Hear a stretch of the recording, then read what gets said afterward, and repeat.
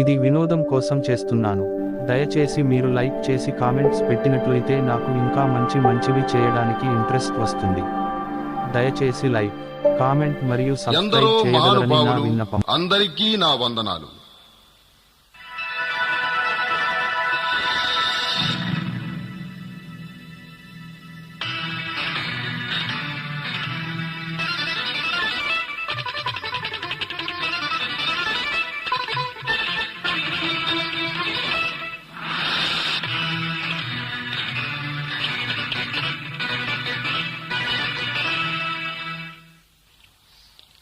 నమస్కారం.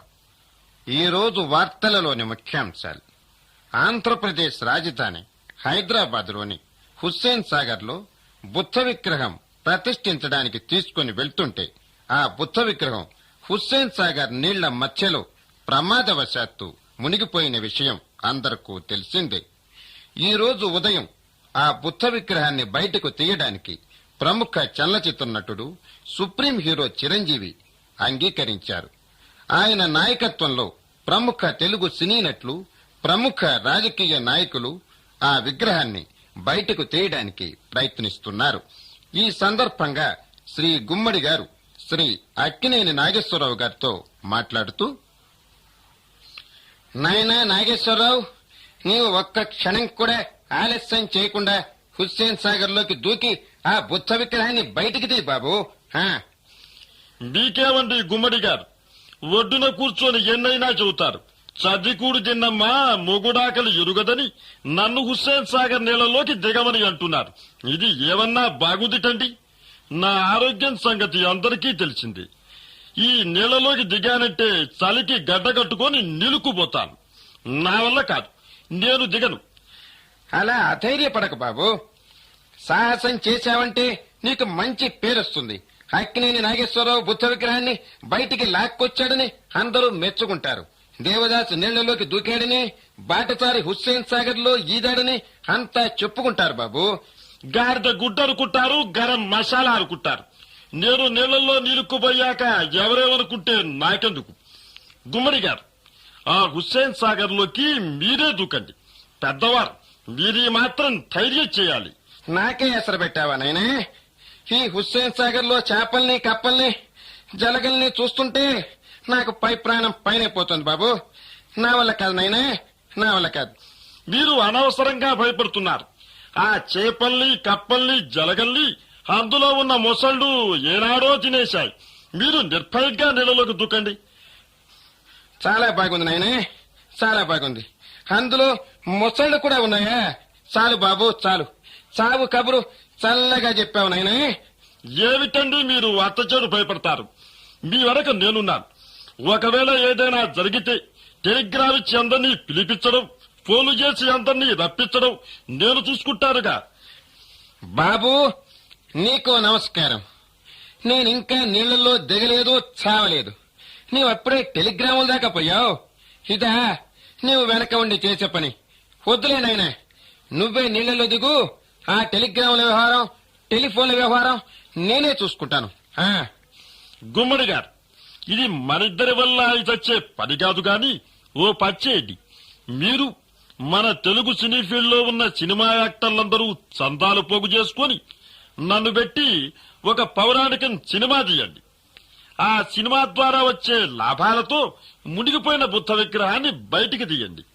ఎలా ఉంది నా ఐడియా? నా శార్థం మాదిరింది. ఇప్పటిదాకా మునిగిపోయింది బుద్ధ విగ్రహం ఒక్కటే బాబు.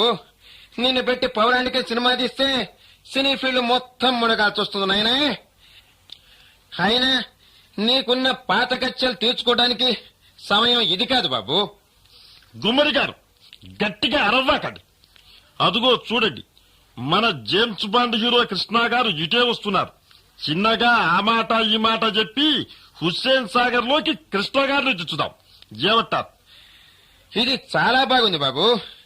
నీవు నేను కాకుండా మూడో వాడెవడో దిగితే మనకు అభ్యంతరం ఏముంటుంది? సంతోషంగా సహకరిస్తాను బాబు. యావండో ఈ కృష్ణ గారు సమయానికి దేవుళ్లాగా వచ్చారు. మీరు మరోసారి డాషింగ్ హీరోని నిరూపించుకోవాలి.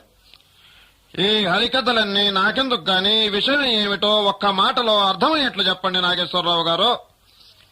పెద్దవాణ్ణి నేను చెప్తాను నాయనే. హుస్సేన్ సాగర్లో మునిగిన బుద్ధ విగ్రహాన్ని నీవు ధైర్యంగా దిగి బయటికి తీయాలి. ఏడ్చినట్టుగా ఉంది. నేనే దొరికానా మీకు? అదేమిటి, మునిగిపోయిన బుద్ధ విగ్రహాన్ని బయటికి తీస్తే నీకు ఎంత పేరొస్తుందో తెలుసా కృష్ణ? తెలుసు. తెలిసి ఇప్పటికి నేను మునిగింది చాలు. మళ్ళీ ఇదొకట. అయినా నాకు తెలియక అడుగుతాను. ప్రతి వాళ్ళు నన్ను నువ్వు దూకు అంటారేంటి? అసలు ఈ బుద్ధుడు వద్దు వద్దు అని ఎన్టీఆర్కి ఎన్నోసార్లు చెప్పాను. నా మాట వినలేదు. అల్లూరి సీతారామరాజు విగ్రహం పెట్టవయ్యా, కావాలంటే నా పాత కటౌట్ కూడా ఇస్తానన్నాను. వినలేదు. నా ఉసురు, నా అభిమానుల ఉసురు కొట్టి ఈ విగ్రహం నీళ్లలో మునిగిపోయింది. అదుగో మాటల్లోనే వచ్చారు దాసరి నారాయణరావు గారు. నమస్కారం దాసరి నారాయణరావు గారు, రండి రండి. నమస్కారం. నమస్కారం. ఏమిటి నాగేశ్వరరావు గారు, కృష్ణ గారు, గుమ్మడి గారు, ఏమిటి అంతా ఇక్కడే ఉన్నారు? షూటింగా, ఫైటింగా, మీటింగా?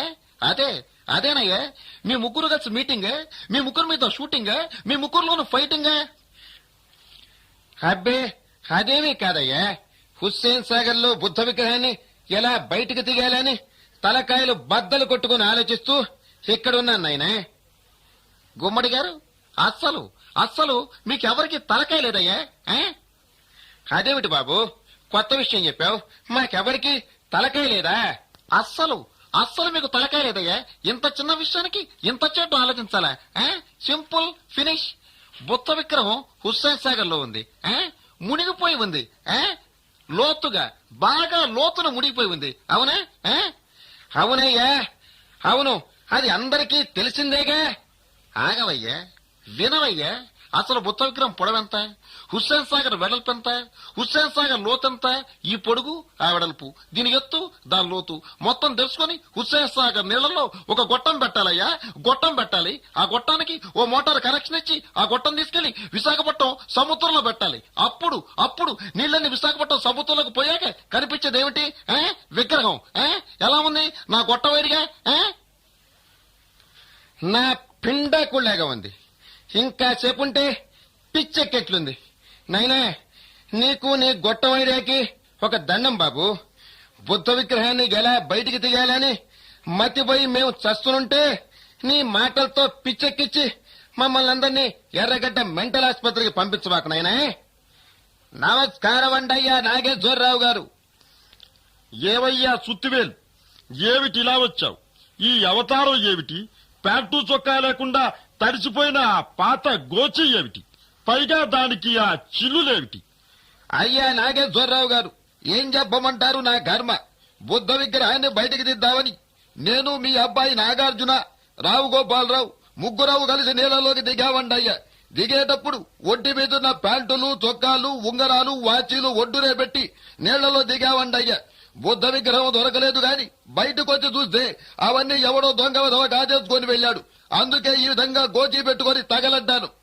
నీవు నీ గోచీ కదా కాస్త పక్కనుంచి మా వాడు నాగార్జున, రావు గోపాలరావు ముందు ఎక్కడున్నారో చెప్పు. అయ్యా, కనీసం ఈ గోచీ గుట్ట ఒంటి మీద ఉండబట్టి నేను మీ దగ్గరికి రాగలిగాను. వాళ్ళ ఒంటి మీద అది కూడా లేదు. అందుకే బయటకు రాకుండా ఇంకా నీళ్లలోనే ఉన్నారు. సుత్తివేలు, అదుగో మన మెగాస్టార్ చిరంజీవి ఇటే వస్తున్నాడు.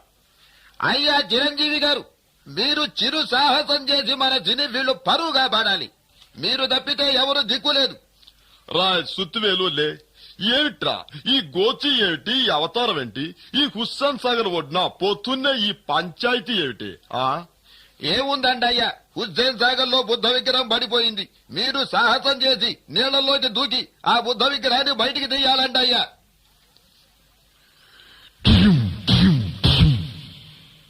అయ్యా, తీయపోతే తీయపోయారు గాని కొట్టవాకండి అయ్యా, మీకు దండం పెడతారు. రాయ్ నీచ్ కమీన్ కుత్తే, చడమడ వాగావంటే వాయించేస్తా. ఈ నీళ్లలో పడింది ఏ జయప్రదో, శ్రీదేవో, దివ్యభారతో అయితే మీరెవరూ చెప్పకుండా నేనే దిగేవాణ్ణి, తీసేవాణ్ణి. ఈ విగ్రహం కోసం నేను నీళ్లలోకి దూకితే బ్రేక్ డాన్సులు, స్టెప్పులు ఎవడేస్తాడు బే?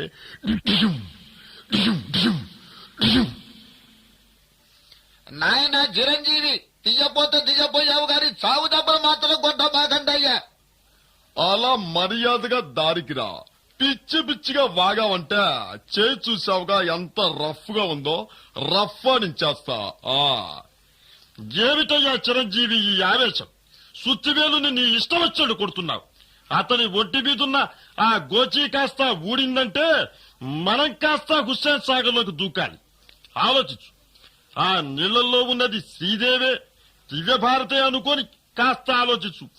ఏదో ఒక సాహసం చేసి ఉపాయం చేసి ఆ బుద్ధ విగ్రహాన్ని బయటకు తీయచ్చు. అలా అన్నారు, బాగుంది. ఇక ఈ వ్యవహారం అంతా నాకు వదిలిపెట్టండి, నేను చూసుకుంటాను. ఎవరిని దించాలో, ఎవరిని ముంచాలో, విగ్రహాన్ని ఎలా బయటికి తీయాలో ఈ గ్యాంగ్ లీడర్ చూసుకుంటాడు.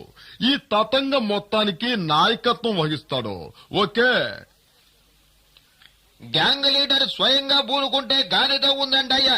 ఇక మీ ఇష్టం వచ్చినట్టుగా రఫ్ ఆడించేయండి అయ్యా. ఏమండి ప్రభాకర్ రెడ్డి గారు, ఓసారి ఇలా రండి. ఈ హుస్సేన్ సాగర్ ఏమంతో లోతుండదు. మీరు ఒక్కసారి కళ్ళు మూసుకొని నీళ్లలో దూకి ఆ విగ్రహం ఎక్కడుందో చూడండి. లాభం లేదండి చిరంజీవి గారు, నేను దూకలేను. చాలా కాలం క్రితం జీవితంలో ఒకే ఒక్కసారి చాలా పైనుంచి దూకాను. అది కూడా మొలతాడు లేకుండా దూకాను. అంతే, అనుకున్నంత అయింది. వ్యవహారం ఆపరేషన్ దాకా పోయింది. అయినా ఏమీ లాభం లేదు. ఉన్నదంతా అలాగే ఉంది. వీసమెత్తు కూడా తగ్గలేదు. అప్పటినుంచి నేను దూకడం మానేశాను. అసలు దూకడానికే వీలు లేదు. నేను దూకను కాక దూకను. నీ తస్సారవలో బొడ్డు భలే తప్పించుకున్నావయ్యా. అయినా నువ్వు చెప్పిందంతా నిజమో కాదో తెలుసుకోవాలంటే నిన్ను పరీక్షించాలి, పరిశీలించాలి. ఇప్పుడు నాకు అంత తీరిక లేదు, ఓపిక లేదు. సరే ప్రభాకర్ రెడ్డి గారు, మీరు దూకద్దులే గాని ఏదైనా మంచి సలహా అయినా ఉపాయమైనా చెప్పండి. సలహా అంటే గుర్తొచ్చింది. మన కృష్ణరాజు గారు దాదాపుగా బుద్ధ విగ్రహం అంత మనిషి. ఒడ్డు పొడుగులో కూడా బుద్ధ విగ్రహానికి ఏమాత్రం తీసిపోడు. ఆయన నడువుకి తాడు కట్టి హుస్సేన్ సాగర్ లోకి దించుతాం. ఇదే మన తక్షణ కర్తవ్యం. కృష్ణరాజు గారు, ఏమంటారు సార్ మీరు? నాకేదో రోజులు ముంచుకొచ్చినట్టున్నాయి. నా నడువుకు తాడు కట్టి నా యాల్ది హుస్సేన్ సాగర్ లోకి దించుతారా? ఇందులో ఏదో మోసం ఉంది. ఆ తాడు మీరు మధ్యలో వదిలేస్తే నా గతం కావాలి సార్. మీరు అలా సందేహించాల్సిన పనేమీ లేదు. ఆ తాడు నేను గట్టిగా పట్టుకుంటాను. అయినా మిమ్మల్ని అంత తేలిగ్గా మధ్యలో వదిలేస్తానా? ఏదైనా వ్యవహారం ఉంటే శాంతం పైకొచ్చాక చూసుకుంటాను. కాని నా యాల్ది అందుకే నీ మీద నాకు నమ్మకం లేదు. అయినా మొల్తాడు కట్టుకోవడం చేతకాని వాడివి నా తాడు నువ్వేం పట్టుకుంటావురా? ఏంటండి కృష్ణరాజు గారు, ప్రభాకర్ రెడ్డి గారిని అలా అనుమానిస్తున్నారు, భయపడుతున్నారు. కావాలంటే మీ ప్రాణానికి శోభనబాబు ప్రాణాన్ని నేను అడ్డం వేస్తాను. మీరేమంటారు శోభనబాబు గారు? అదేమిటండి చిరంజీవి గారు, ఆయన ప్రాణానికి నా ప్రాణాన్ని మీరడ్డం వేయడం ఏంటి? నీళ్లలోకి దిగాల్సింది నేను, ఈత కొట్టాల్సింది నేను, మచ్చలో తాడు దిగితే చావాల్సింది నేను. అసలు ఈత కొట్టడానికి కావలసిన సరుకు నా దగ్గర అయిపోయి 3 ఏళ్లు, ఖచ్చితంగా 3 ఏళ్లు. అంటే నా మోకాళ్ళ చెప్పులు అరిగి 3 ఏళ్లు. ఆయన మోకాలి చిప్పలు అడిగిన మాట నిజమేనండి. బాబుగారి దెబ్బకి చాలా మంది నిర్మాతలకి చేతికి చిప్పలొచ్చిన మాట కూడా నిజమే. ఆ పన్ని మీ గోల. ఆ దూరంగా ఎవరో కర్రూపుకుంటూ వస్తున్నారు. ఎవరో చూడండి నాగభూషణం గారు. ఇంకెవరినైనా మన అల్లూరు రామలింగయ్య గారు వస్తున్నారు. అబ్బో, ఏకంగా ఒక పెద్ద కర్ర తీసుకొని వస్తున్నారే. స్వాగతం, సుస్వాగతం. రండి అల్లూరు రామలింగయ్య గారు. స్వాగతం లేదు, నీ పిండం లేదు. ముందు నువ్వు తప్పుకోనా టెంకే. తప్పుకుంటాం సరేనాయనా. ఈ కర్రేమిటి, ఈ కథేమిటి? ఇది కర్ర కాదయ్యా బాబు, కాలపాడితేనే తెచ్చాను. ఇది బొంగు. ముందు నువ్వు తప్పుకోనా డెంకే. తప్పుకుంటాం సరేనండి. ఇప్పుడు మీరు ఏం చేద్దామని? ఏం చేసేది నా డెంకే? ఈ బొంగు బుద్ధ విగ్రహం కోసమేనయ్యా బాబు. ఊరికే నీళ్లలో దిగే ఉపయోగం ఏముంది? ఈ బొంగు నీళ్లలో పెట్టి గిరగిరా గిరగిరా తిప్పితే గాని విగ్రహం ఎక్కడుందో తెలియదు. ఆ మాత్రం కూడా మీకు తెలియకపోతే నేనేం చేసేది? నా టెంకే. ఆ పని మీ గోల వాయించేస్తాను. సమయానికే వచ్చాడు మన హ్యాట్రిక్ మోహన్ బాబు. చూడు మోహన్ బాబు, నువ్వు ప్రస్తుతం మంచి ఫామ్ లో ఉన్నావు. అందుకే నీళ్లలో దూకి బుద్ధ విగ్రహాన్ని బయటికి తీయాల్సిన బాధ్యత నీ మీద ఉంది. వెంటనే నీళ్లలో దూకు. తల్లి చెల్లి ఈ గల్లీలో లేని సిల్లి నా కొడుకుని ఇప్పుడే దూకుతా, దూకితే లేపుతా, లేపితే ఊపుతా. ఈ కబుర్లన్నీ తీరిగ్గా వింటాను. ముందు నీళ్లలోకి మర్యాదగా దూకు. దూకుతున్నా, రెడీ. తూకదొక్కిన కోతిలాగా, కారం తిన్న కాకిలాగా రెచ్చిపోతున్నా. కళ్ళు మూసి కబాడీ ఆడించేస్తా. మీరు కళ్ళు మూసుకోండి. 1, 2, 3 రెడీ. అందరూ కళ్ళు మూసుకోండి.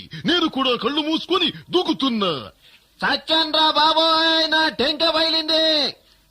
దొరికింది, బుద్ధ విగ్రహం దొరికింది. రండి, పట్టుకోండి, లాగండి పైకి. ఒరే ఒరే మోహన్ బాబు, నీ పగటి గలను పాడుగాను. నేను అల్లు రామలింగయ్యరా బాబు. కళ్ళు తెరిచి చూడరా, నువ్వు పట్టుకుందే బుద్ధ విగ్రహం కాదురా, నా టెంకే. నువ్వు నీళ్లలో దూకింది లేదు, చచ్చింది లేదు.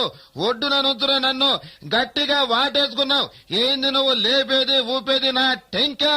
ముందు వదలవయ్యా బాబు, వదులు. క్షమించు బాబాయ్, బుద్ధ విగ్రహం అనుకుని గడుక్కున పట్టుకొని లడుక్కున లాగేద్దామనుకున్నాను. రాయ్, నీచి కుత్తే కమిన్. నాకు తిక్కరేగిందంటే మొత్తాన్ని రఫ్ఫాడించేస్తా. ఏమిట్రా నీ పిచ్చిగోలా? ఎంతసేపటికి నన్ను నీళ్లలోకి దోసి కళ్ళతోనే కబాడీ ఆడించి కథ తెచ్చుకోకపోతే ఖాళీగా కూర్చున్న ఆ కళాప్రపున్న కాంతారావు గారిని అడగచ్చుగా. ఆ కాంతారావు గారు, మీరు జానపద బ్రహ్మ. అసలు ఇంతసేపు మిమ్మల్ని మర్చిపోయినందుకు, మిమ్మల్ని అడగనందుకు ఏమీ అనుకోకండి. నేనేమీ అనుకోవడం లేదు బాబు. మీరు నన్ను ఈ సందర్భంలో మర్చిపోవటమే నా అదృష్టం. మీరలా మొఖమాట పడకండి కాంతారావు గారు. మీరు అనేక జానపద సినిమాల్లో చక్కగా ఈత కొలంలో ఈదటం నేను చూశాను. సప్తస్వరాలు సినిమాలో సప్త సముద్రాలు ఈదిన మీకు ఈ హుస్సేన్ సాగర్ ఓ లెక్క. బాబు చిరంజీవి, నీవు పొరపాటు పడ్డావు నాయనా. నేను ఏ జానపద సినిమాలోనూ నిజంగా ఈదలేదు. విఠలాచార్య నా కొంప తీశాడు. నేను ఈత కొలనులో కాళ్ళు చేతులు తపతపలాడిస్తూ దేకడం తప్ప ఈత చేత కాదు. కాకపోతే మీలో ఎవరైనా దిగి ఈదే వాళ్ళుంటే వాళ్ళను ఉత్సాహపరచడానికి ఒడ్డున నుంచోని ఈలలు వేయగలను, పిచ్చి కేకలు పెట్టగలను. చక్కర మీరక్క కాంతారావు గారు, కబుర్లు చెప్పకండి. మీరు నీళ్లలోకి దూకకపోతే ఆ స్టేట్ రౌడీ ఊరుకున్నా ఈ అసెంబ్లీ రౌడీ మోహన్ బాబు మాత్రం ఊరుకోడు. మర్యాదగా దూకుతారా? వెనక నుండి సెంటర్లో పెట్టి ఒకే ఒక్క తోపు తొయ్యమంటారా?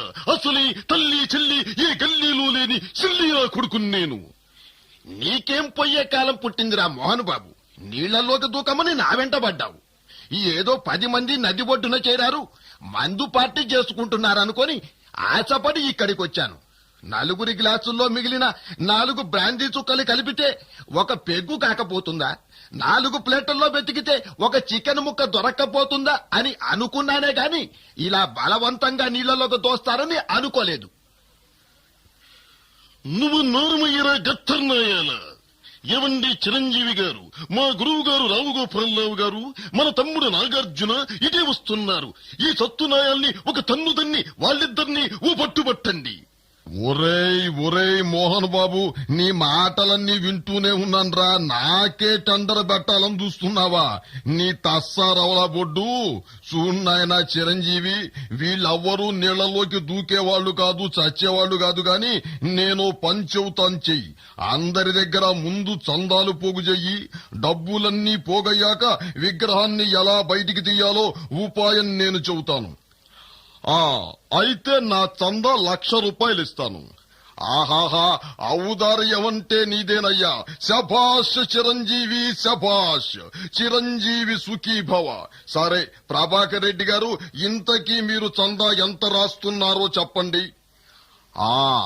చందా రాసుకోవడందే ఉంది, మీ ఇష్టం వచ్చినంత రాసుకోండి. శభాష్ ప్రభాకర్ రెడ్డి, శభాష్. ఆగండి, అయితే డబ్బులు మాత్రం అడక్కండి. ఓరి నీ తెలివి తెల్లారిపోను. డబ్బులివ్వని కాడికి రాసుకోవడం దేనికిరా నాయనా చందా? గురువుగారు, ఇదిగోండి నా చంద, ఓ చిల్లి డబ్బా. తల్లి చెల్లి ఈ గల్లీలో లేని సిల్లి నా కొడుకుని. ఇలాంటి చిల్లర నాయాలు ఇచ్చే చందాలు దాచుకోవడానికి ఉపయోగపడుతుంది మీకు ఈ చిల్లు డబ్బా. ఏమిట్రా మీకు అంత ఎగతాళిగా ఉందా ఈ యాబ్రాసి నాయాళ్లారా?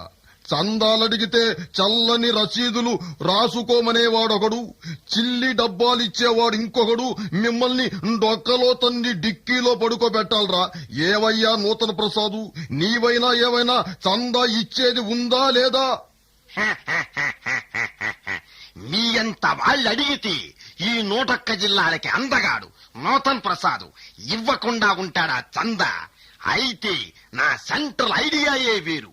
మీరు వాళ్ళ దగ్గర వీళ్ల దగ్గర పోగేసిన డబ్బంతా నాకిస్తే నేను మరికొంత చందా వేసి నా దగ్గర భద్రంగా ఉంచుతాను. సరే సంతోషం. ఇంతకీ నీవు కలిపే చందా ఎంత?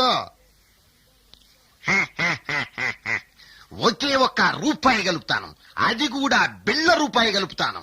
చాలు చాలు, నీ సెంట్రల్ ఐడియా నువ్వు, నీ ఐడియా నువ్వు నాశనంగాను. ఇదిట్రా నాయనా నీ సెంట్రల్ ఐడియా. పిల్లల జైలుకి ఎక్కువ, రాజమండ్రి సెంట్రల్ జైలుకి తక్కువ. రావు గోపాలరావు గారు, ప్రస్తుతం నూతన ప్రసాద్ని అసలు నమ్మడానికే వీల్లేదు. వాడి బిళ్ళ రూపాయితో పాటు మీరు పోగు చేసే డబ్బులన్నీ నాకివ్వండి. నా దగ్గర ఒక మూట ఉంది, ఆ మూటలో భద్రంగా దాచిపెడతాను. ఇంతవరకు పైసా కూడా పోగుగాలేదు. ఏవిటి మీరు దాచేది? నా గోచి చి నోరు ముయ్యండి. అప్పుడే ఇంత గర్భోత్రమా? చూడండి చిరంజీవి గారు, మన వాళ్ళు చందాలు ఇవ్వకపోగా మీరిచ్చే 1,00,000 రూపాయలు కొట్టేద్దామని ఏ విధంగా ఆలోచిస్తున్నారో. ఏమిటోనండి, ఈ పరిస్థితి అంతా చూస్తూనే ఉన్నాను. నేను ఎవరిని నమ్మాలో ఎవరిని నమ్మకూడదో ఏమీ అర్థం కావట్లేదు. అసలు ఇంతకీ రావు గోపాలరావు గారు, మీ చందా ఎంతో ఖచ్చితంగా తేల్చి చెప్పండి. నేను చందా ఇవ్వాలా? చందాలు పోగు చేద్దామని సలహా ఇచ్చానే గాని నేను చందా ఇస్తానని చెప్పలేదే. పిచ్చి పిచ్చిగా మాట్లాడకండి రావు గోపాలరావు గారు. నాకు చిర్రెత్తిందంటే వరుస పెట్టి అందరినీ వాయించేస్తాను. చూడు బాబు, మాటలు కొంచెం మర్యాదగా రాని. వాయించాలని బాగా ఉత్సాహపడుతున్నట్లున్నావు. వాయించడానికి అంత ఓపిక, వాయించాలన్న అంత గులా ఉంటే ముందుగా విజయశాంతిని వాయించు, వేలకు వేలు రాల్తాయి. జయప్రదను వాయించు, లక్షలు కురుస్తాయి. శ్రీదేవిని వాయించు, కోట్లు కళ్ళ చూడొచ్చు. ఇంకా ఓపిక మిగిలి ఉంటే చెప్పు. దివ్య భారతి, నగ్మ, టాబు, టోబు ఇలా ఒక లిస్టు తయారు చేసి ఇస్తాను. వరసబెట్టి వాయించుకుంటూ పో. డబ్బులకు డబ్బులు వస్తాయి. ఆ వచ్చిన డబ్బులతోటి విగ్రహాన్ని బయటికి తీయొచ్చు. నేను చందా ఇవ్వకపోతే వాయిచ్చేస్తావా? చూడయ్యా, నన్ను నాగభూషణాన్ని కాంతారావుని వాయించినందువల్ల ఓటి మోత, ఓళ్లు కంపు తప్ప చిల్లి గవ్వ కూడా రాలేదు ఉండదు, తెలుసుకో. ఏమిటయ్యా వాయించడం ఉంటారేమిటి? అయ్యా దాసనారాయణరావు గారు, మీరా? మళ్ళీ వచ్చారా? దొరికిపోయాం. పారిపోయే ఓపిక కూడా లేదు. వాయించేయండి. అందరినీ కలిపి ఉమ్మడిగా ఉతికి జారించి ఆరేసేయండి. ఏమయ్యా చిరంజీవి, నీవైనా చెప్పయ్యా రావు గోపాలకి. ఏంటి అస్సలు నన్ను చూస్తేనే అలా భయపడతాయేంటి? చూడు చిరంజీవి, ఇద్దరు కలిసి మాట్లాడుకుంటే అది మీటింగ్ అవుతుంది, ఇద్దరు కొట్టుకుంటే అది ఫైటింగ్ అవుతుంది, అదే కెమెరాతో తీస్తే షూటింగ్ అవుతుంది, నలుగురు కలిసి తింటే అది ఈటింగ్ అవుతుంది. నేనిప్పుడు లాగి దవడ మీద ఒక్కటిస్తే అది కోటింగ్ అవుతుంది. కోటింగ్? నా కోటింగ్ టై అయితే నేను జంపింగ్.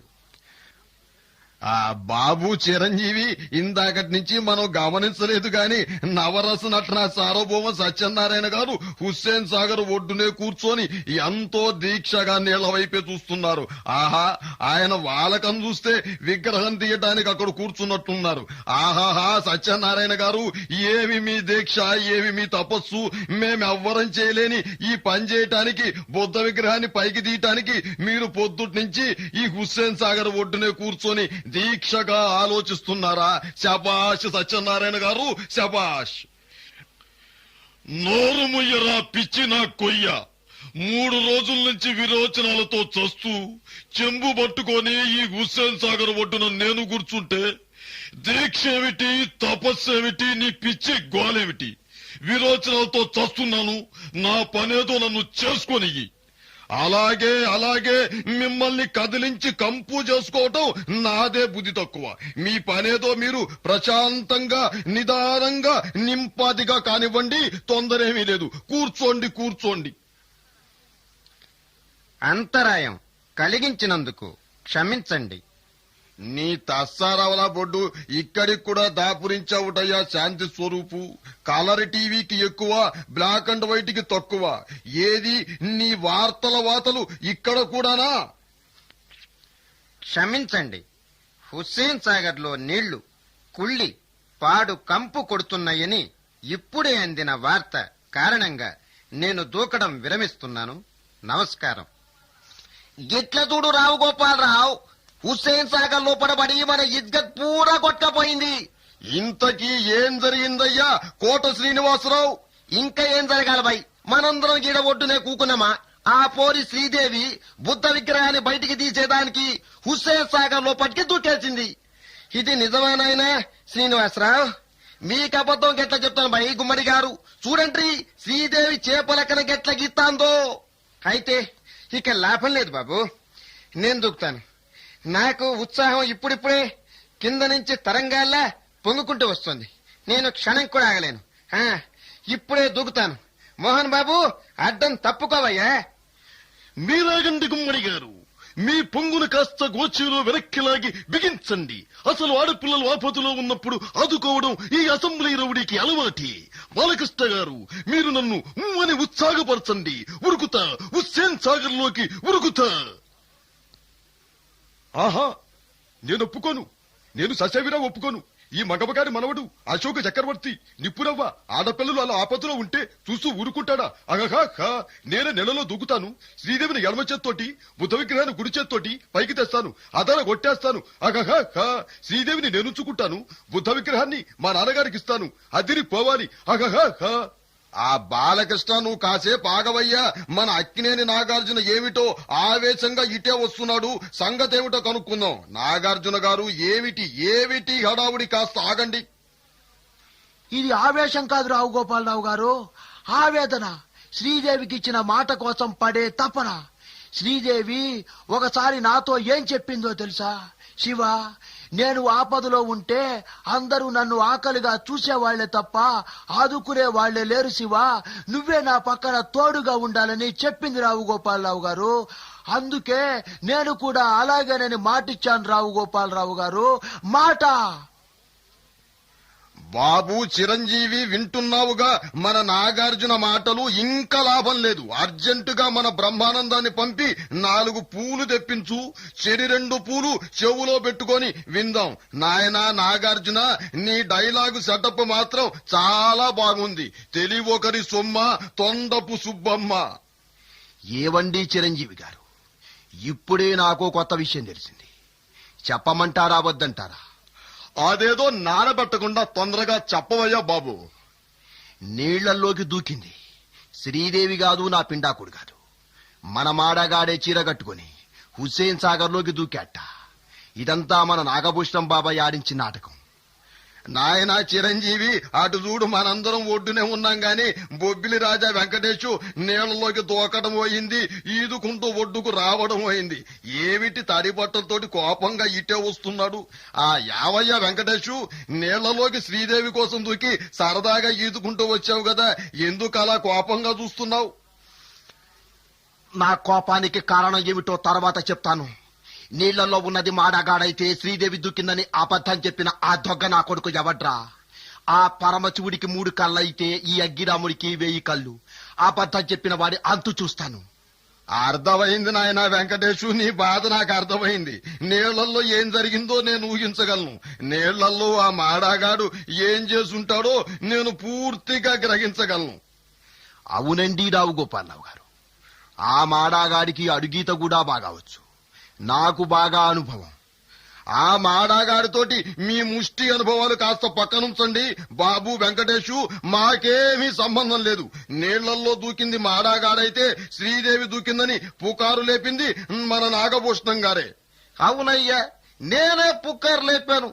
ఆ నాగభూషణం గారు మీరు ఉండండి, మన మర్రి చెన్నారెడ్డి గారు వస్తున్నారు. అయ్యా చెన్నారెడ్డి గారికి స్వాగతం సుస్వాగతం.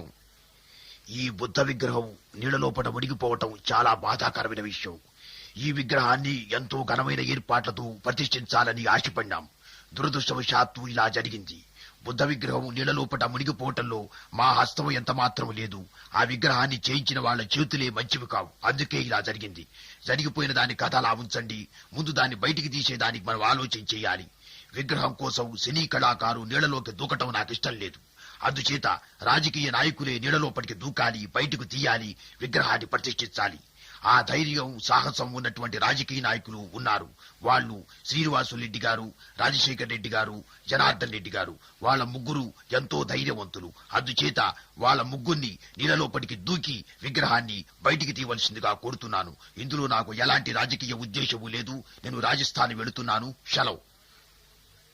అయ్యా శ్రీనివాసులరెడ్డి గారు, మరి చెన్నారెడ్డి గారు మిమ్మల్ని నీళ్లలో దూకమంటున్నారు, మరి మీరేమంటారు? చెన్నారెడ్డి గారు నాకు తల్లి, తండ్రి, గురువు, దైవం. ఆయన చెప్పినట్లుగా నీళ్లల్లోకి దూకడానికి నాకు అభ్యంతరం లేదు. అయితే నీళ్లల్లోకి ఏ విధంగా దూకాలో చెన్నారెడ్డి గారే స్వయంగా దూకి చూపించవలసిందిగా కోరుతున్నాను. యావండి జనార్దన్ రెడ్డి గారు, మీరు రాష్ట్రానికి ముఖ్యమంత్రి. చెన్నారెడ్డి గారు చెప్పిన ధైర్యం సంగతి ఎలా ఉన్నా నీళ్లలోకి దూకాల్సిన నైతిక బాధ్యత మీ మీద ఉంది. ఏమంటారు? వీళ్ళని నమ్మి నేను నీళ్లలో దూకటం అంత మంచి పని కాదు. కావాలంటే ఆ విగ్రహాన్ని చేయించిన వాళ్ళనే నీళ్లలో దూకమనండి. అసలు నాకు తెలవకడుగుతాను, నీళ్లలో దూకేదానికి నేనేమైనా ముఖ్యమంత్రినా, బాయిలో బకెట్లు తీసేవాడినా? చాలా చక్కగా సెలవిచ్చారు, యమ నీటిగా తప్పుకున్నారు. అయ్యా నాదెండ్ల భాస్కర్ రావు గారు, మీరేమంటారు? అనడానికి అనిపించుకోవడానికి ఏమీ లేదు. మునిగిపోయినటువంటి బుద్ధ విగ్రహం గురించి పక్కనుంచండి. మునిగిపోయినటువంటి ముఖ్యమంత్రుల గురించి ఆలోచన చేసి వాళ్ళని పైకి తీసుకొచ్చే కార్యక్రమం గురించి ఆలోచన చేయండి. ఆ తర్వాత విగ్రహాలు వాటంతా అవే పైకి వస్తాయి. చాలా చక్కగా సెలవిచ్చారండి భాస్కర్ రావు గారు. అయ్యా గుమ్మడి గారు, విన్నారుగా మన రాజకీయ నాయకుల మాటలు. అదుగో మాటల్లోనే వస్తున్నారు అన్నగారు రామారావు గారు. తెలుగు తల్లి ముద్దు బిడ్డలకు నమస్కారాలు. అన్నగారు నమస్కారాలు. మునిగిపోయిన విగ్రహాన్ని బయటికి తీయటానికి నేను గుమ్మడి గారు నానా తంటాలు పడుతున్నాం. నాయనా రామారావు, నేను కూడా నా సాయశక్తులా కష్టపడుతూనే ఉన్నాను నాయనే. ప్రజాస్వామ్య పరిరక్షక విజ్ఞాన విధాతలైన అన్నదమ్ములకు, కరుణా ప్రోక్షిత భవిష్య స్ఫూర్తి దీప్తికలైన అక్క చెల్లెళ్లకు ఏమని చెప్పేది, ఎలా చెప్పేది? ఏమీ చెప్పద్దు బాబు, ఏమీ చెప్పద్దు. చెప్పినా మాకు అర్థం కాదు నాయనా. చెప్పడానికి ఇది సమయం కాదు. అసలే బుద్ధ విగ్రహం నీళ్లలో మునిగిపోయిందని నానా అవస్థలు పడుతున్నాను నాయనా బయటికి తీయటానికి. గుమ్మడి గారు, మునిగిపోయింది బుద్ధ విగ్రహం కాదు, కానే కాదు. అదేమిటి నాయనే, మునిగిపోయింది బుద్ధ విగ్రహం కాదా? అయితే మేమంతా పిచ్చి వెధలమై ఈ హుస్సేన్ సాగర్ ఒడ్డున చేపలు పట్టుకోవడానికి కూర్చున్నాం అనుకున్నావా బాబు? అయ్యా గుమ్మడి గారు, ముందు అర్జెంటుగా ఇక్కడి నుంచి పదండి. నాకు పూర్తిగా మైండ్ పోయింది. అర్జెంటుగా ఫుల్ బాటిల్ మందు కొడితేనే గాని నేను మనిషిని కాలేను. రావు గోపాలరావు, కాస్త ఓపిక పట్టు. నాకు కొద్దిగా మతి మిగిలింది. అది కూడా పోయాక ఇద్దరం కలిసే మందు బిగిద్దాం. మీకు మతి ఉన్నదా పోయిందా అన్నది కాదు నా భావన. మునిగిపోయింది బుద్ధ విగ్రహం కాదు, ఆంధ్రుల ఆత్మగౌరవం, ఆత్మాభిమానం.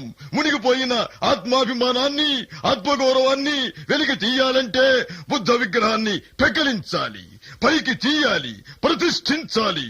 తెలుగు జాతి గర్వపడే ఈ మహత్తర కార్యక్రమానికి తెలుగువాడే నడుం కట్టి త్యాగం చేయాలి. హుస్సేన్ సాగర్ లోకి దూకాలి. తప్పదు, తప్పదు. అన్నగారు, అది ప్రభుత్వం బాధ్యత. మీకెందుకు వచ్చింది? మీరు తొందరపడి దూకమాకండి. తెలుగు జాతి నిర్వీర్యమైపోతుంటే త్వరపడకుండా ఎలా చేతులు ముడుచుకొని కూర్చుంటాను? తప్పనిసరిగా దూకవలసిందే. తెలుగువాడు త్యాగం చేయవలసిందే.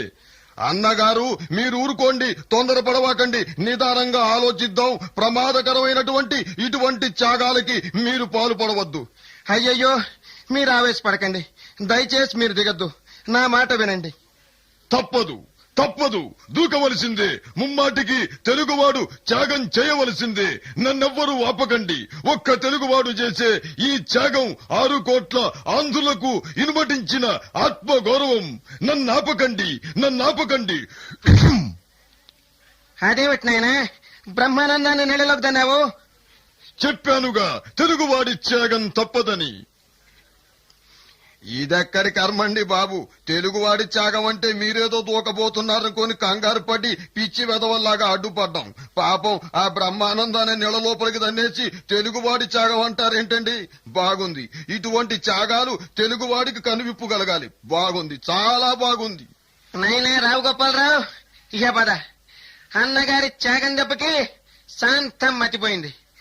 అర్జెంటుగా అతి దగ్గరలో బ్రాందీ షాప్ ఉంటే చూడు, ఇద్దరం కలిసి చొరక ఫుల్ బాటిల్ కొడదాం.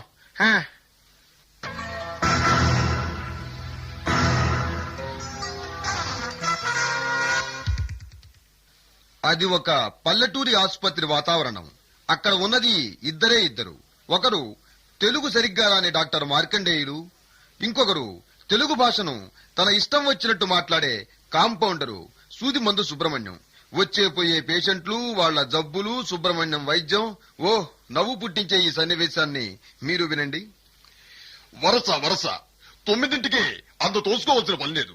ఆడవాళ్ళంతా ఒక వరస, మగవాళ్ళంతా ఒక వరస. వరస వరస. అయ్యా కాంపౌండర్ సుబ్రహ్మణ్యం గారు, పొట్టంతా ఏందో ఒకటే కడుపులో గడబిడ, చెమ్ముతో చెరువుకి ఇంటికి తిరగలాగా చచ్చిపోతున్నాను. ముందు నన్ను డాక్టర్ దగ్గరికి పంపించండి. ఆగు, తొందరపడద్దు, తోసుకోవద్దు. డాక్టర్ గారు ఇప్పుడే వచ్చారు. కట్టను వెనుక సూది శుభ్రం చేసుకుంటున్నారు. సూది రెడీ కాగానే వరస మొదలవుతుంది. చూడు సుబ్రహ్మణ్యం, సూది రెడీ అయింది. పేషెంట్లని వరుసగా పంపించు. రావయ్యారా, పొద్దుటి నుంచి తెగ తొందరపడిపోతున్నావు. నీ బాధ ఏమిటో చెప్పు. అయ్యా ఏమైందంటే ఒకటే ఇరోచనాలు, దాని మీద ఆవకాయ వేసుకొని తిన్నాను. ఓరి నీ దుంపదేగ, ఆవకాయ మామూలుగా తినచ్చుగా, దాని మీద వేసుకుని ఎలా తిన్నావయ్యా? చి, ఇదిగో మందు, అగోరెంచు. ఈ పొట్టాల లోపలికి ఈ మందు పైకి పోతాయి, సారీ కింద పోతాయి. అంటే అదంతే, నువ్వు వదా. అయ్యా సూది మందు సుబ్రహ్మణ్యం గారు, 2 నెలల నుంచి తిరుగుతున్నాను. రకరకాల మందులు ఇస్తున్నారు. మీరేమన్నో మీ మందులు మంచివంటున్నారు. ఆ అప్పలాచాలు గారేమన్నో ఆయన మందులే మంచివంటున్నారు. నాకు ఈ కడుపు అంటే ఉన్నో తగ్గదాయా.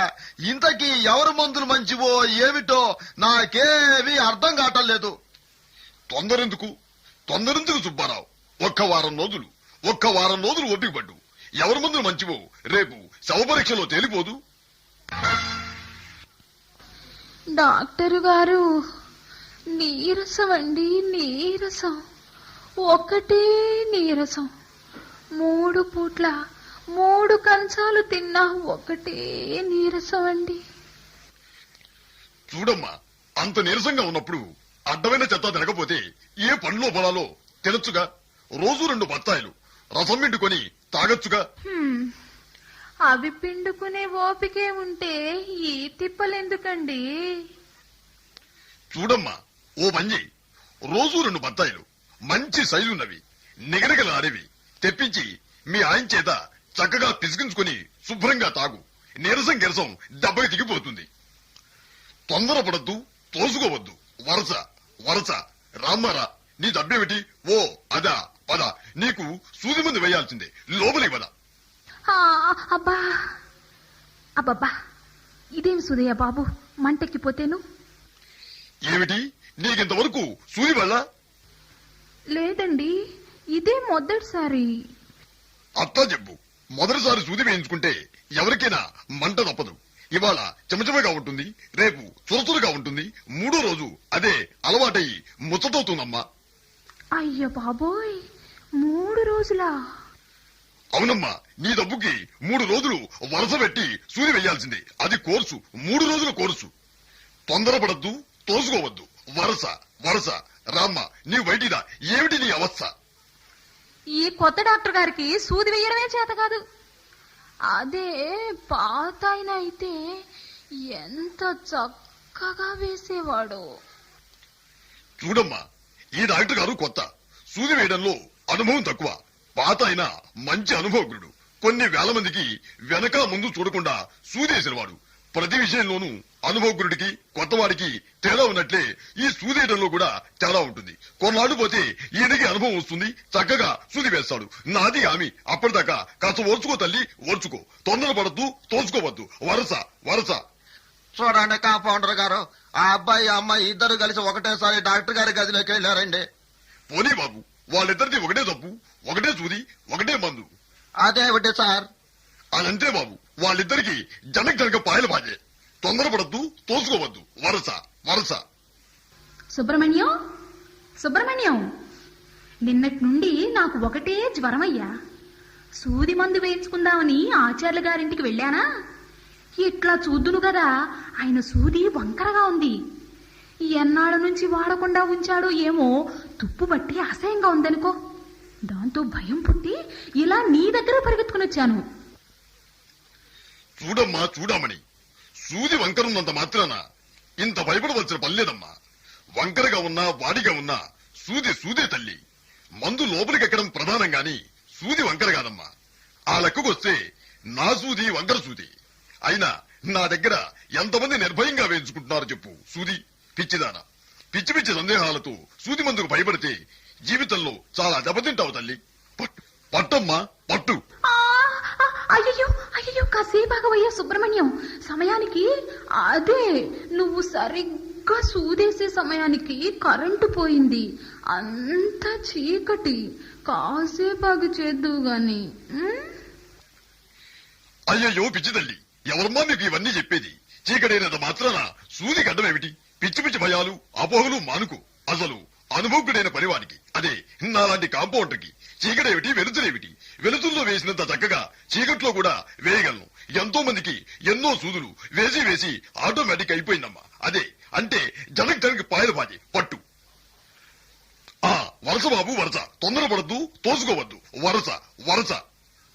చూడండి కాంపౌండర్ బాబు, పొరుగురెళ్ళి అదే మా పుట్టింటికెళ్ళి మాయదారు రోగం ఒకటి వత్తేను ఆచార్యుల బాబుతో సూదేయించుకున్నానయ్యా. వరసెట్టి ముప్పొద్దులా 3 సూదులు 3 రోజులు పొడిచేశాడనుకో. కండంతో ఒకటే మంట పుట్టి వాసిపోవడం తప్ప నా జబ్బు మాత్రం ఏమాత్రం తగ్గలేదయ్యా.